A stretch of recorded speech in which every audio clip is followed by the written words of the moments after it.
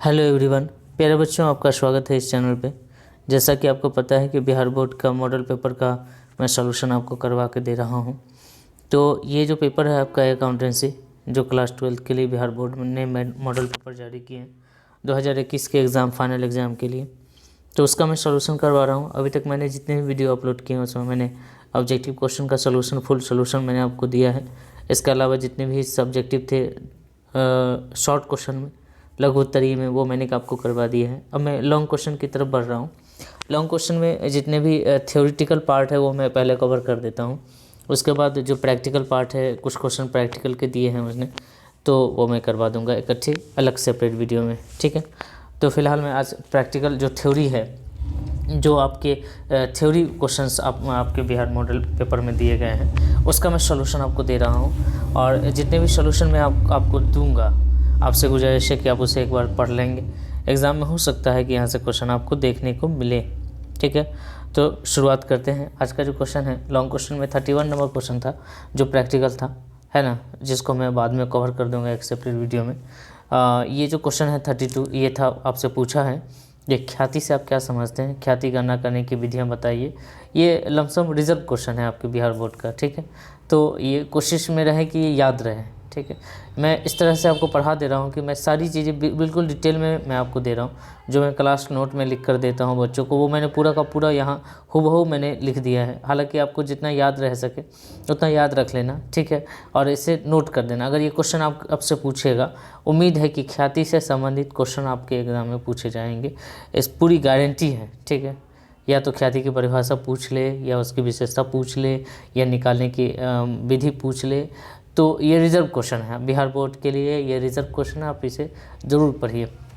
जैसा कि मैं आपको बता चुका हूँ, ख्याति क्या है। ख्याति व्यवसाय की प्रसिद्धि के मौद्रिक मूल्य को ख्याति कहते हैं। जब व्यवसाय हम कहीं स्टार्ट करते हैं, तो सेटअप करते हैं, तो धीरे धीरे उसका विकास होता है। उसमें जो हमारी मेहनत लगती है, उसमें जो हम उस मेहनत का जो मौद्रिक मूल्य है, ठीक है, उसको जब हम पैसे में कन्वर्ट करते हैं, जो हमारी प्रसिद्धि है, जितने लोग हमको जानते हैं, उसका जो वैल्यू बनता है, ठीक है, उसे हम लोग गुडविल कहते हैं। आप जनरली याद कर लो, व्यवसाय की प्रसिद्धि के मौद्रिक मूल्य को ख्याति कहते हैं। तो याद करना बहुत मुश्किल नहीं है। यह अमूर्त संपत्ति, क्योंकि किसी को, जैसे गांधी जी मर गए, ठीक है, लेकिन उसकी जो ख्याति है, उनकी जो पहचान है, उनके बारे में जितने लोग जानते हैं, वो तब तक जानते रहेंगे जब तक ये दुनिया रहेंगी, ठीक है। तो कहने का मतलब ये है कि इंसान मर सकता है, लेकिन उसकी जो ख्याति है वो हमेशा जीवित रहती है।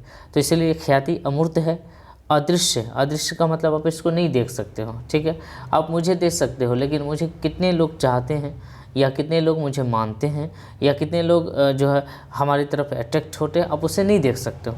तो जो वस्तु के प्रति किसी का अट्रैक्शन है, जो झुकाव है, एक लगाव है, ठीक है, किसी प्रोडक्ट के प्रति, किसी वस्तु के प्रति, तो वो जो लगाव है एक आम आदमी का, एक ग्राहक का जो लगाव है, उसे हम लोग ख्याति कहते हैं। उसको पैसे के रूप में जब कन्वर्ट करते हैं तो गुडविल का हम लोग वैल्यूएशन कर लेते हैं। तो ख्याति एक अमूर्त संपत्ति है, अस्थाई संपत्ति भी। आप ये जीवन प्रत्येक चलता रहता है, ठीक है। हाँ, इसके मूल्य में कमी या वृद्धि हो सकती है, लेकिन ख्याति रहेगी। तो ख्याति अमूर्त संपत्ति है, अदृश्य संपत्ति है, अस्थाई संपत्ति। तीन बातें तो आप ऐसी याद रखेंगे कि ख्याति क्या है, एक अमूर्त, अदृश्य और अस्थाई संपत्ति है। इतनी बात याद रखें। ख्याति व्यवसाय की प्रसिद्धि के मौद्रिक मूल्य को ख्याति कहते हैं। तो इसके बारे में, अस्थाई संपत्ति है और यह व्यवसाय के सामान्य लाभ से अधिक लाभ कमाने में मदद करता है। मतलब आप, यह एक अस्थाई संपत्ति है, ठीक है। मैं फिर से पढ़ दूँ इसे। व्यवसाय की प्रसिद्धि के मौद्रिक मूल्य को गुडविल कहते हैं। यहाँ तक क्लियर है। यह अमूर्त, अदृश्य, अस्थायी संपत्ति है जो व्यवसाय को सामान्य लाभ से, जितना आप कमाते हैं या जनरली जो लोग कमाते हैं, उससे आपको अधिक लाभ कमाने में मदद करेगा। मतलब ये है कि अगर आपकी प्रसिद्धि बढ़ती है तो जितना आप कमाते थे उससे ज़्यादा कमाओगे। कोई दिक्कत नहीं है इसको समझने में, ठीक है। हमें उम्मीद है कोई दिक्कत नहीं है, आप समझने का प्रयास करो। ख्याति निकालने के मुख्यतः हम लोग तीन विधि पढ़ते हैं। एक औसत लाभ विधि, अधिलाभ विधि, पूंजीकरण विधि। ये सब पढ़ी हुई चीज़ें हैं, है ना, प्रैक्टिकल में आपने पढ़ा है। इसको एवरेज प्रॉफिट मेथड कहते हैं, इसको सुपर प्रॉफिट मेथड कहते हैं, और इसको कैपिटलाइजेशन मेथड कहते हैं। क्लियर है जी। तो यहाँ तक आपने समझ लिया। फिर से समझाता हूँ मैं। ख्याति व्यवसाय की प्रसिद्धि के मौद्रिक मूल्य को गुडविल कहते हैं। ये 2 मार्क्स में भी क्वेश्चन पूछे जाएंगे आपसे, ठीक है। ऑब्जेक्टिव में पूछे जा सकते हैं, ऑब्जेक्टिव में कि व्यवसाय की प्रसिद्धि के मौद्रिक मूल्य को क्या कहते हैं, तो आप जवाब देना खटाक से ख्याति कहते हैं। इसमें क्या शर्माना, ठीक है ना। आगे है ये अमूर्त अदृश्य अस्थायी संपत्ति है। आपसे यहाँ ऑब्जेक्टिव भी पूछा जा सकता है कि ख्याति है, ऑप्शन दे देगा अमूर्त संपत्ति है, ऑप्शन बी दे देगा अदृश्य संपत्ति है, ऑप्शन सी दे देगा अस्थायी संपत्ति है।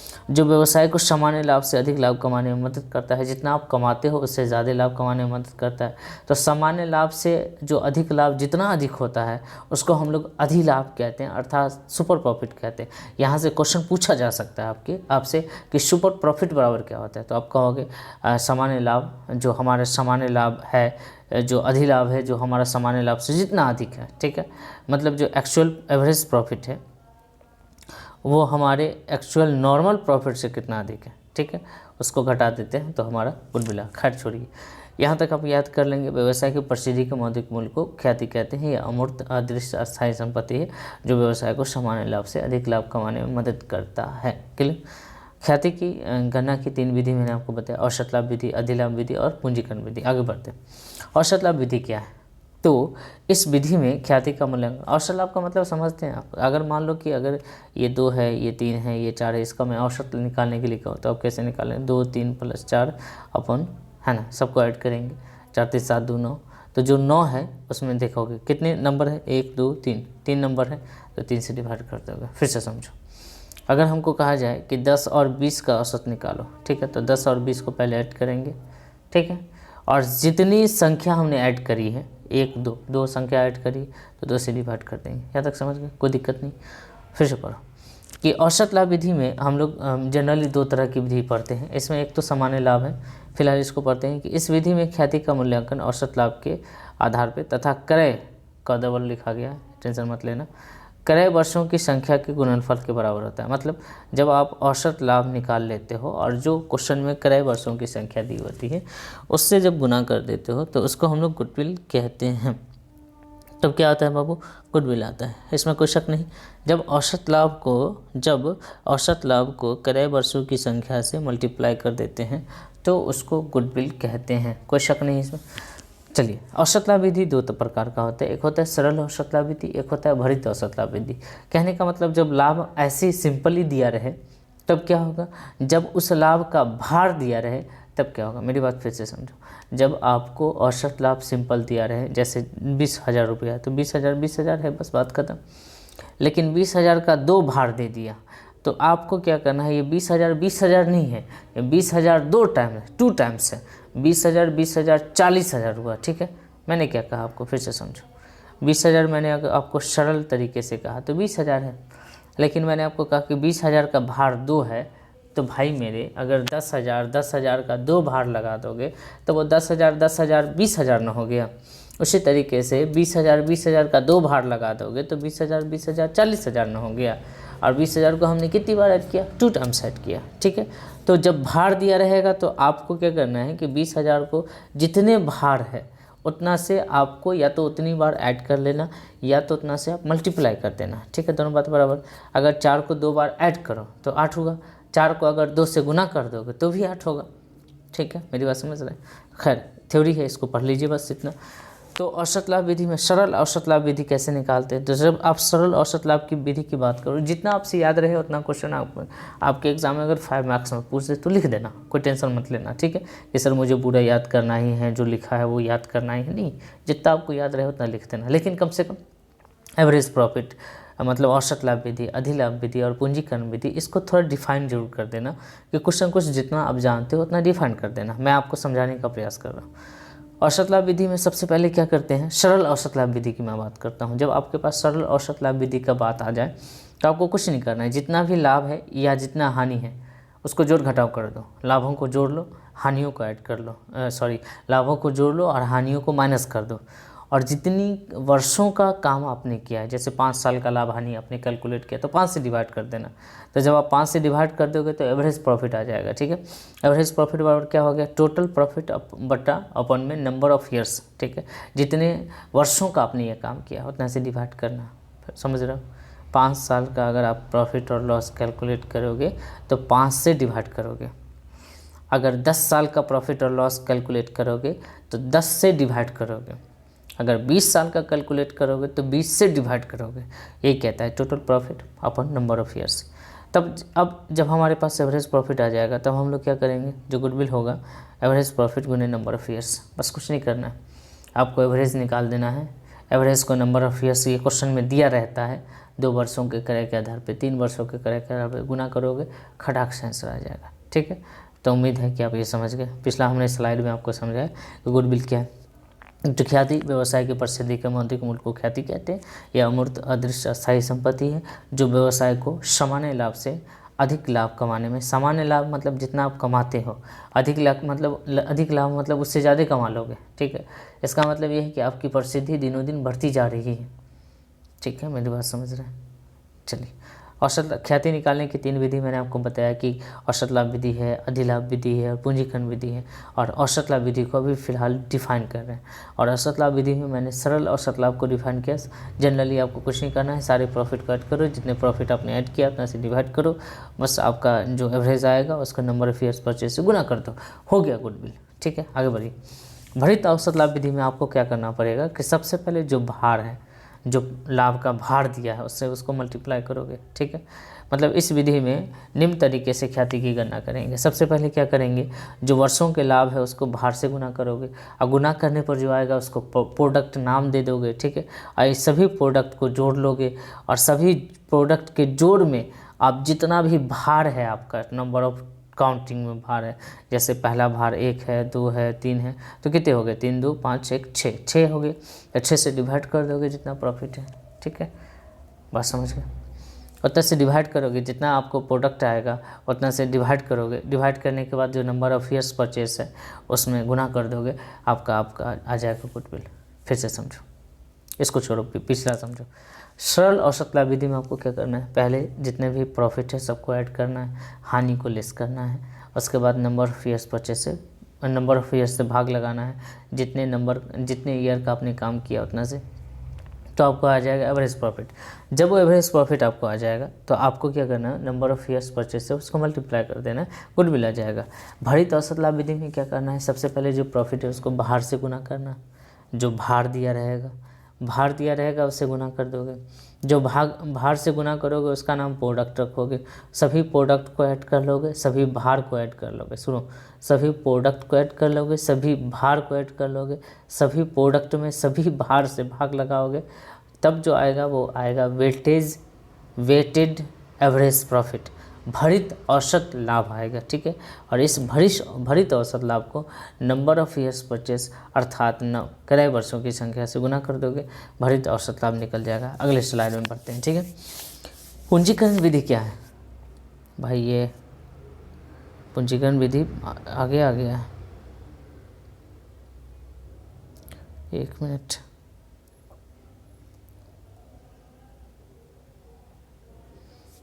अधिलाभ विधि की चर्चा मैंने नहीं किया है भाई। अधिलाभ विधि, अच्छा मैं आपको समझा रहा हूँ। अधिलाभ विधि लगता है इसमें मिस हो गया है। चलो मैं आपको ऐसे ही समझाते रहूँ, अब ध्यान में रखना और इसको अपने बुक से देखकर नोट कर लेना। अधिलाभ विधि में हम लोग क्या करते हैं जनरली, अधिलाभ विधि का मतलब क्या होता है, जितना आप सामान्य लाभ कमाते हो उससे जितना ज़्यादा कमाते हो उसको अधिलाभ कहते हैं।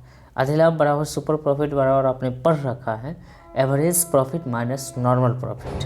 जब एवरेज प्रॉफिट में से नॉर्मल प्रॉफिट को माइनस कर देते हो तो वो सुपर प्रॉफिट आ जाता है, और जब वो सुपर प्रॉफिट आ जाता है तो उसको आप नंबर ऑफ ईयर्स परचेज से मल्टीप्लाई कर दोगे तो वहाँ से गुडविल आ जाएगा। ठीक है, एक बार बुक में देख लेना, है ना, हमसे छूट गया है तो, हालांकि मैंने इसको कवर करवाया। मैं आपको बता रहा हूँ कि हमारे चैनल पे जब आप प्लेलिस्ट खोलोगे उसमें एक पापा वीडियो डली है।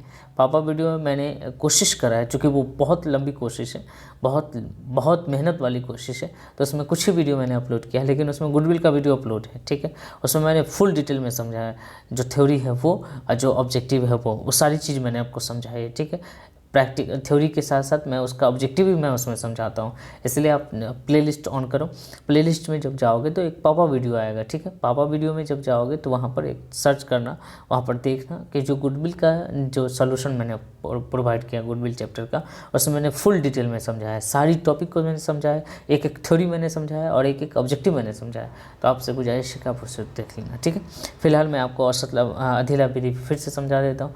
अधिलाभ का मतलब क्या होता है? औसत सामान्य लाभ में से, औसत लाभ में से सामान्य लाभ को घटाने पर, फिर से समझो, औसत लाभ में से, आप इसी तरीके से लिख देना, ठीक है।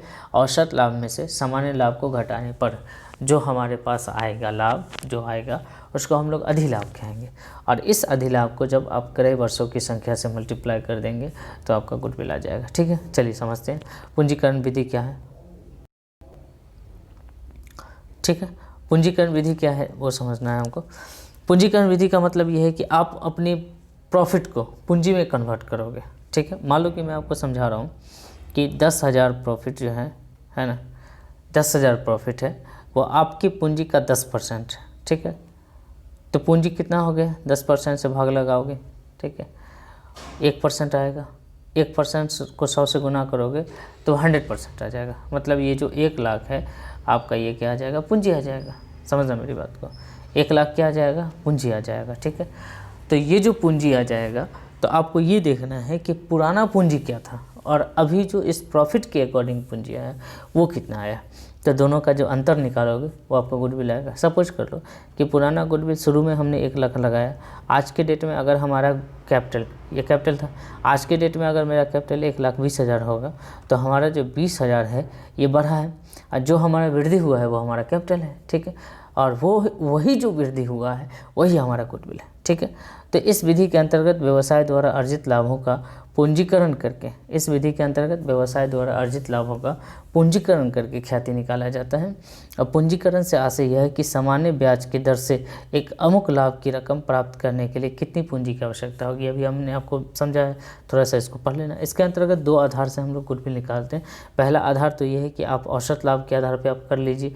आपके पास जो अगर औसत लाभ है, मेरी बात ध्यान से समझिए, आपके पास अगर औसत लाभ है, औसत लाभ को भी पूंजी में कन्वर्ट करके आप कर सकते हैं और अधिलाभ से भी आप निकाल सकते हैं। तो औसत लाभ से अगर पूंजी में कन्वर्ट करेंगे तो आपका जो पूंजी होगा, कैपिटलाइज वैल्यू होगा, एवरेज प्रॉफिट भागे 100 गुने 100 अपॉन में नॉर्मल रेट ऑफ रिटर्न। मतलब अगर 10,000 प्रॉफिट है, 10,000 प्रॉफिट एवरेज प्रॉफिट है और रेट ऑफ रिटर्न अगर 20% है तो 20 से भाग लगाओगे, 100 से मल्टीप्लाई करोगे, 20 पंचे 100, आप 5 दें के 50, ठीक है।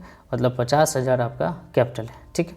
मैंने पूरा समझाया है इसको, बजाते मैंने थ्योरी भी समझाया है, मैंने इसके सारे प्रैक्टिकल के क्वेश्चन भी बनाकर दिखाया है आपको, ठीक है। अब ज़रूर प्लेलिस्ट चेक करना, वहाँ से और भी डिटेल में आपको समझ में आएगा। चूँकि थ्योरी है, थोड़ा सा लंबा क्वेश्चन है, इसको ऐसे ही समझाएंगे, वीडियो लंबी हो जाएगी, ठीक है। फिर से समझा देते हैं आपको।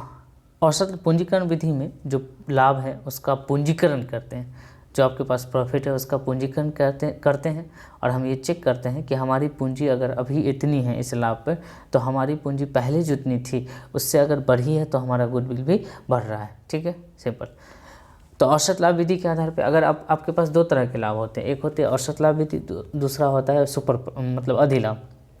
एक औसत लाभ होता है, दूसरा अधिलाभ होता है। जब औसत लाभ को पूंजीकरण में कन्वर्ट करेंगे तो औसत लाभ भागे नंबर ऑफ ईयर्स गुने 100, यह आ गया कैपिटलाइज वैल्यू, ठीक है।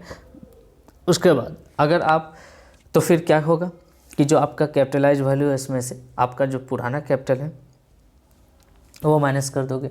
आपके पास अगर पुराना कैपिटल नहीं है और एसेस्ट दिया हुआ है तो आपको पता होना चाहिए कि जितना एसेस्ट होता है उतना ही लायबिलिटी भी होता है, तो आप एसेस्ट को माइनस कर दोगे। अगर एसेस्ट नहीं दिया हुआ है, ठीक है, एक बात और, कि चूँकि आपको थ्योरी लिखना है तो चूँकि यहाँ से प्रैक्टिकल नहीं बनाने हैं, आप इतना नहीं भी लिखेंगे तो भी चल जाएगा। ये सब चीज़ जो हमने आपको समझाया है, आप सिंपली क्या करना कि जो कैपिटलाइज वैल्यू है उसमें से कैपिटल एम्प्लॉय को माइनस कर देना, जो आपने कैपिटल लगाया था उसको जैसे ही माइनस करोगे गुडविल आ जाएगा। मैं पूरा समझा चुका हूँ, मैं बार बार कह रहा हूँ कि एक बार वीडियो देख लेना वो वाली, ठीक है। अगर आप सुपर प्रॉफिट के मेथड से बनाते हैं तो सुपर प्रॉफिट गुने 100 upon normal rate of return, बस इतना ही कर देंगे तो गुडविल आपका आ जाएगा, ठीक है। तो इतना थोड़ा सा आप देख लीजिएगा क्वेश्चन को। अगला क्वेश्चन है आपके सामने 33 नंबर भी प्रैक्टिकल था। मैं बार बार कह रहा हूँ कि 3-4 प्रैक्टिकल है, उसका मैं सेपरेट वीडियो बना दूंगा, टेंशन मत लो, बोर्ड पे बना दूंगा ताकि आपको समझने में आसानी हो। थ्योरी है तो इसको स्लाइड में मैं समझा रहा हूँ, जब मैं प्रैक्टिकल पढ़ाऊँगा तो बोर्ड पर समझा दूँगा लिखकर, ठीक है। ऋण पत्रों के शोधन पर प्रविष्टियाँ क्या होती है? ऐसे तो बहुत सारी प्रविष्टियाँ होती है और बहुत सारे कंडीशंस होते हैं। इसमें मैंने 5-6 प्रविष्टियाँ आपको लिख दिया है कि जनरली आप इसको याद कर लेना। अगर क्वेश्चन पूछेगा तो इतना ही लिख देना, ठीक है। पहला, जब आप DRR अकाउंट क्रिएट करते हैं, DRR अकाउंट का मतलब जब आप लाभों में से शोधन करते हैं तो एक डिवेंचर रिडम्पशन रिजर्व अकाउंट खोलना पड़ता है। तो जब हम लाभों में से शोधन करते हैं तो DRR अकाउंट बनाते हैं। तो इसका एक एंट्री याद कर लेना, statement of profit and loss account debit to DRR account debenture redemption reserve account. Generally 25% हम लोग करते हैं जो हमारा शोधन मूल्य होता है उससे। उसके बाद हम लोग करते हैं डिवेंचर, जो हमारे पास शोधन करने के लिए जो भी रकम है उसमें से हम लोग इन्वेस्टमेंट कर देते हैं, ठीक है। उसको डिवेंचर रिडम्पशन इन्वेस्टमेंट कहते हैं टू बैंक अकाउंट। 2 एंट्री हो गया, एक हो गया statement of profit and loss account to debit to DRR account, ठीक है। अब चाहो तो इसमें बिंग में लिख भी सकते हो टू क्रिएट DRR अकाउंट, ठीक है।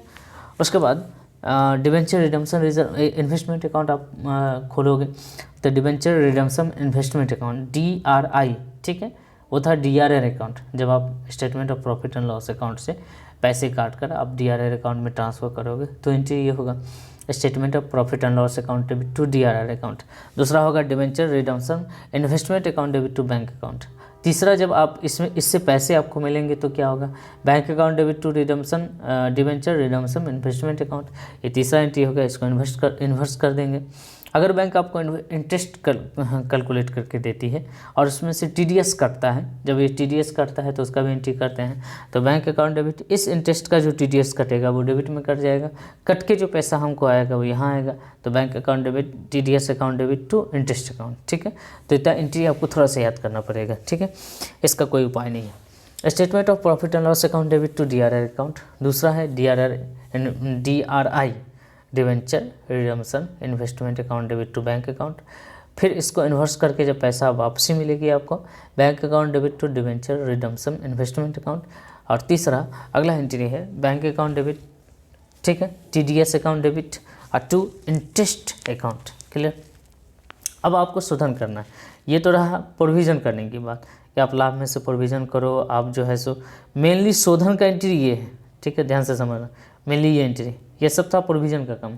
आप शोधन करो, करने के लिए जो पैसे हैं, है ना, उसमें से आप DRR अकाउंट क्रिएट करो, फिर आप उसको इन्वेस्टमेंट करो 15% लमसम, उसके बाद आपको इंटरेस्ट मिले, वापसी मिले, वो सब करते रहो। लेकिन शोधन का जो मेन एंट्री है वही है। जनरली आपका जो शोधन होगा वो या तो सममूल्य पे होगा या प्रीमियम पे होगा। तो जो भी डिवेंचर है, डिवेंचर्स को डेबिट कर देंगे, डिवेंचर्स अकाउंट डेबिट। प्रीमियम, अगर इसके साथ आप प्रीमियम ऐड करते हैं, डिवेंचर के साथ अगर आप प्रीमियम ऐड करते हैं तो प्रीमियम और redemption of debenture account debit to debenture holder account, ठीक है। फिर उसके बाद क्या लिखते हैं नीचे में, to debenture holder account, debentures account debit, premium और redemption of debenture account debit to debenture holder account. Clear. तो ये एंट्री होगा जब डिवेंचर का हिसाब करके डिवेंचर को होल्डर को देंगे। तो उसके बाद जब हम पेमेंट कर देंगे debenture account debit holder account debit to bank account, ठीक है। यहाँ पर एक और एंट्री नोट कर लीजिएगा, debenture holder account debit to, ठीक है, debenture holder account debit, debenture holder account debit to bank account. मैं बोल रहा हूँ, आप नोट कर लेंगे, ये याद रखेंगे, ठीक है। उसके बाद जब आप पेमेंट कर देंगे डिवेंचर होल्डर को, तो पेमेंट करने के बाद जो आपने DRR अकाउंट क्रिएट किया था उसको आप जनरल रिजर्व में ट्रांसफ़र कर देंगे, DRR account debit to general reserve account. ये थोड़े से एंट्री है, जनरली आपको करने पड़ते हैं जब आप रिडम्पशन करते हैं। तो ऋण पत्रों के शोधन पर आप ये एंट्री कर सकते हैं, statement of profit and loss account debit to DRR account. दूसरा DRI account debit to bank account. तीसरा bank account debit to DRI account. चौथा bank account debit TDS account collection account debit to interest account. पाँचवा debenture redemption debentures account debit premium और redemption और debenture account debit to debenture holder account. इसमें चौथा entry याद रखिएगा, debenture holder account debit to bank account. अगला entry जब आप पेमेंट कर देंगे डिवेंचर होल्डर को, debenture holder account debit to bank account करके, तो जो आपका DRR अकाउंट है या जो क्रिएट आपने किया था उसको जनरल रिजर्व में ट्रांसफ़र करके छोड़ देंगे। क्लियर है, जनरल लेजर में ट्रांसफ़र करके छोड़ देंगे। ठीक है जी, तो उम्मीद है आप समझ रहे होंगे कि आपको क्या करना है, तो इतना आप कर लीजिएगा। आगे बढ़ते हैं।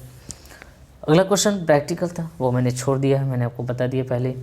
ये जो क्वेश्चन है अनुपात विश्लेषण, इसमें मैं आपको समझा देता हूँ। आपसे कुछ भी पूछेगा, मैंने इस तरीके से लिख दिया है कि आप इसको लिख सकते हो, जो क्वेश्चन पूछ दे आप लिख देना। ठीक है, क्वेश्चन कहता है अनुपात विश्लेषण क्या होता है। तो अनुपात विश्लेषण का मतलब जब दो रकम हो, जैसे हम बात करते हैं करंट एसेट और करंट लायबिलिटी, जब हमारे पास दो रकम है। अनुपात विश्लेषण का फुल सॉल्यूशन वीडियो आपके इस चैनल पे है। ठीक है, आपके बुक में जितने क्वेश्चन है, लमसम सारे क्वेश्चन मैंने करवाए हैं इस चैनल पे। ठीक है, आप ज़रूर देखना अनुपात विश्लेषण का जो वीडियो है, उसे कम से कम 4-5 वीडियो जो शुरुआत के हैं वो ज़रूर देख लेना, वहाँ से क्वेश्चन फंसने के बहुत चांसेस हैं। ठीक है, तो हम समझते हैं फिर से।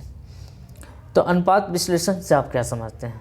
अनुपात विश्लेषण जब हम व्यवसाय में वित्तीय स्थिति बनाते हैं, वित्तीय विवरण बनाते हैं, चाहे वो बैलेंस शीट बनाते हो या प्रॉफिट एंड लॉस अकाउंट बनाते हो, उनके मदों को जब हम दो मदों को आपस में लेकर एक संबंध व्यक्त करके दिखाते हैं। ठीक है, दो मद, जैसे मैंने आपको कहा CA अपॉन CL, तो जो CA है और जो CL है वो करंट एसेट का पार्ट है, इसलिए इसका नाम करंट रेशियो रख दिया गया है।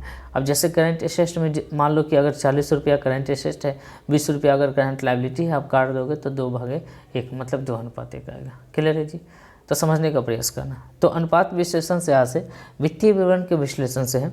दूसरे शब्दों में अनुपात विश्लेषण व्यवसाय में विभिन्न वित्तीय घटकों के मध्य मतलब बीच में संबंध स्थापित करने का काम करता है, या संबंध का अध्ययन करने का काम करता है। ठीक है, कैसे समझ लो। अनुपात विश्लेषण से यहाँ से वित्तीय विवरणों के विश्लेषण से है। ठीक है, दूसरे शब्दों में अनुपात विश्लेषण व्यवसाय में विभिन्न वित्तीय घटकों के मध्य संबंध का अध्ययन है।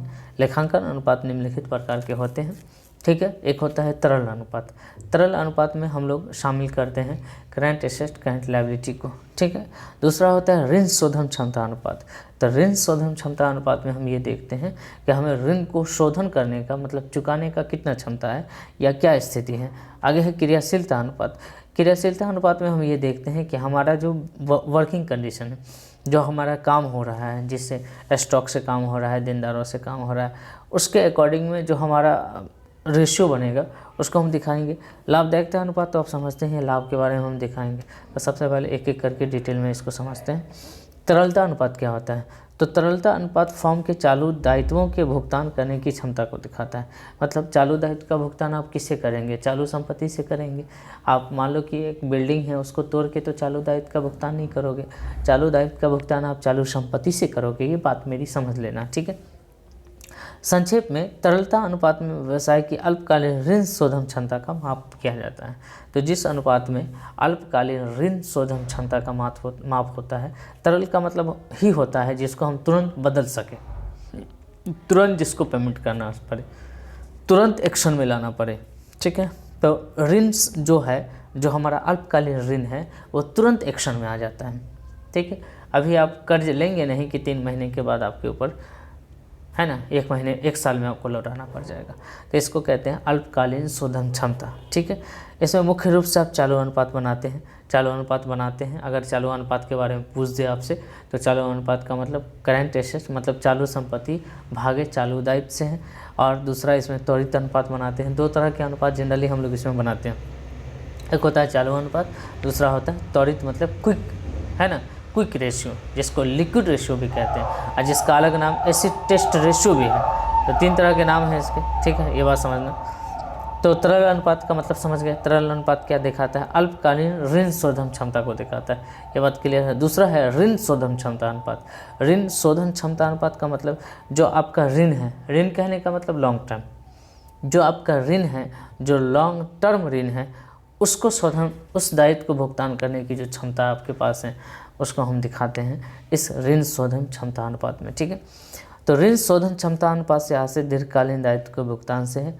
ऋण शोधन क्षमता अनुपात में यह ज्ञात होता है कि व्यावसायिक उपक्रम दीर्घकालीन ऋणों को अपनी संपत्तियों से भुगतान करने में कितना क्षमता रखता है। ठीक है, मतलब आपके पास जो संपत्ति है, उससे आप अपने दीर्घकालीन ऋणों को किस तरीके से, किस हालात में, किस तरीके से, किस रेशियो में, किस अनुपात में उसको पेड करने की, मतलब भुगतान करने की क्षमता रखते हैं। क्या आपके पास इतना क्षमता है कि आप दीर्घकालीन ऋणों का भुगतान आप अपनी संपत्तियों से कर सकते हैं। ठीक है, इसी को दीर्घकालीन ऋण अनुपात कहते हैं। क्रियाशीलता अनुपात क्या है? तो इस अनुपात की सहायता से संस्था के कार्य निष्पादन की जांच किया जाता है। कार्य यहाँ लिखा हुआ है, कार्य निष्पादन की जांच किया जाता है और यह पता लगाया जाता है कि संस्थान ने उपलब्ध संसाधनों का किस सीमा तक कुशलता तरीके से तथा लाभदायकता के साथ प्रयोग किया है।